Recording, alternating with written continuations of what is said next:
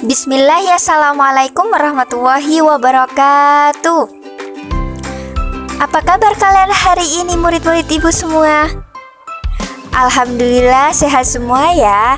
Semoga kita selalu senantiasa diberikan kesehatan oleh Allah Subhanahu wa Ta'ala.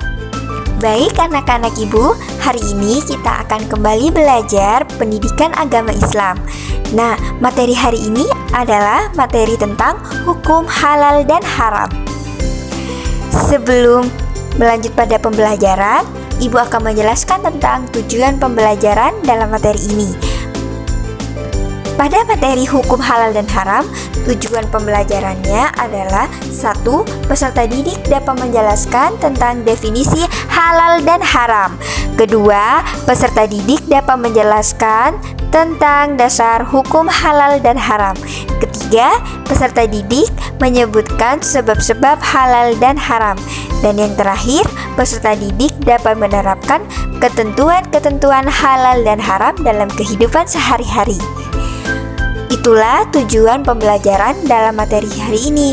Nah, selanjutnya bagaimana jika kalian dihadapi dengan makanan yang tidak berlogo halal? Apakah kalian pernah menemukan suatu makanan yang tidak berlogo halal? Nah, sebelum menjawab pertanyaan ibu, marilah kita mempelajari tentang materi hukum halal dan haram terlebih dahulu. Apa sih pengertian halal dan haram? Adakah yang tahu? Baik, ibu akan menjelaskan tentang pengertian halal dan haram terlebih dahulu. Halal adalah sesuatu atau kegiatan yang diizinkan atau diperbolehkan oleh syariat Islam untuk dilakukan, digunakan maupun dikonsumsi. Sedangkan haram adalah sesuatu atau kegiatan yang tidak diizinkan atau dilarang oleh syariat Islam untuk digunakan, dilaksanakan maupun dikonsumsi. Lalu, dasar-dasar hukum halal dan haram. Dasar-dasar hukum halal dan haram merujuk pada 1. Al-Quran. Al-Quran adalah sumber hukum utama Islam. Segala hal yang dihalalkan dalam Al-Quran pasti halal, dan segala sesuatu yang diharamkan dalam Al-Quran pasti haram. Dan yang kedua, merujuk pada hadis. Hadis berfungsi menjelaskan hal-hal yang terdapat dalam Al-Quran, menerangkan hukum-hukum yang tidak terdapat dalam Al-Quran, dan merinci hal-hal yang dinyatakan secara umum dalam Al-Quran. Lalu yang ketiga, dasar-dasar hukum halal dan haram merujuk pada ijtihad. Ijtihad adalah penyerahan segala upaya pengetahuan, kemampuan, terutama kemampuan berpikir yang dimiliki para mujtahid untuk menggali dan menemukan hukum syariat. Contoh, MUI, lembaga yang mengeluarkan fatwa terkait isu keagamaan dan kemaslahatan umat, termasuk terkait makanan dan minuman halal. Itulah dasar-dasar hukum halal dan haram. Selanjutnya, ibu akan menjelaskan tentang sebab-sebab halal dan haram. Sebab halal dan haram diakibatkan oleh 1. Zat asal. Allah telah menetapkan sesuatu yang haram karena zat asalnya. Contohnya seperti babi, bangkai, darah. Misalnya, benda apapun yang tercampur dengan zat dari babi, maka benda tersebut haram dimakan, diminum, atau dipakai oleh umat Islam. Kedua, sifat asal.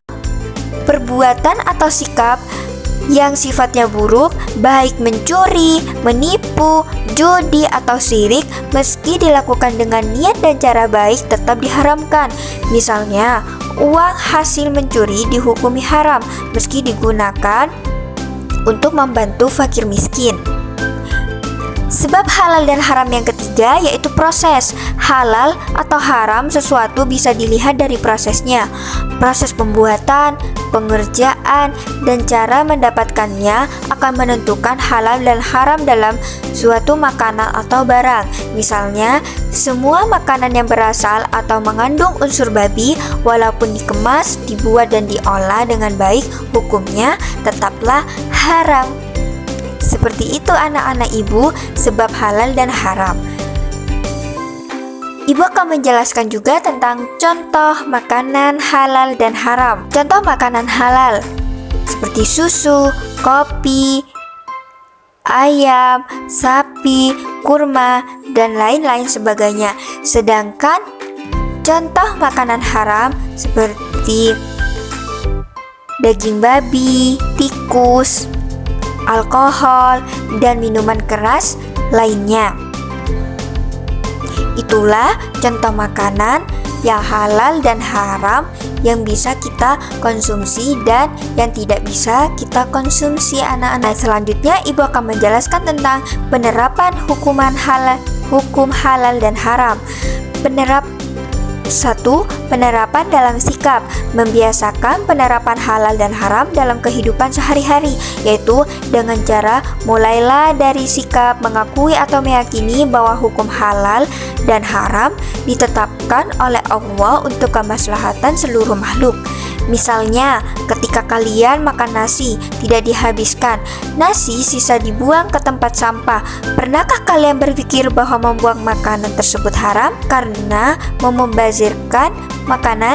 Kedua, penerapan dalam konsumsi. Untuk menjamin semua produk-produk halal, maka pemerintah mengeluarkan Undang-Undang Nomor 33 Tahun 2014 tentang jaminan produk halal yang diselenggarakan oleh Badan Penyelenggara Jaminan Produk Halal atau BPJPH. Mengkonsumsi dan menggunakan barang yang halal dan mengaitkan barang yang haram hukumnya wajib. Abu Bakar radhiyallahu anhu mengatakan bahwa ia pernah mendengar Rasulullah SAW bersabda, "Setiap daging yang tumbuh dari sesuatu yang haram, maka neraka tempat terbaiknya." Itulah penerapan tentang hukum halal dan haram. Mungkin hanya itu yang bisa saya sampaikan tentang materi hukum halal dan haram. Terima kasih, semoga bermanfaat. Akhiran, assalamualaikum warahmatullahi wabarakatuh.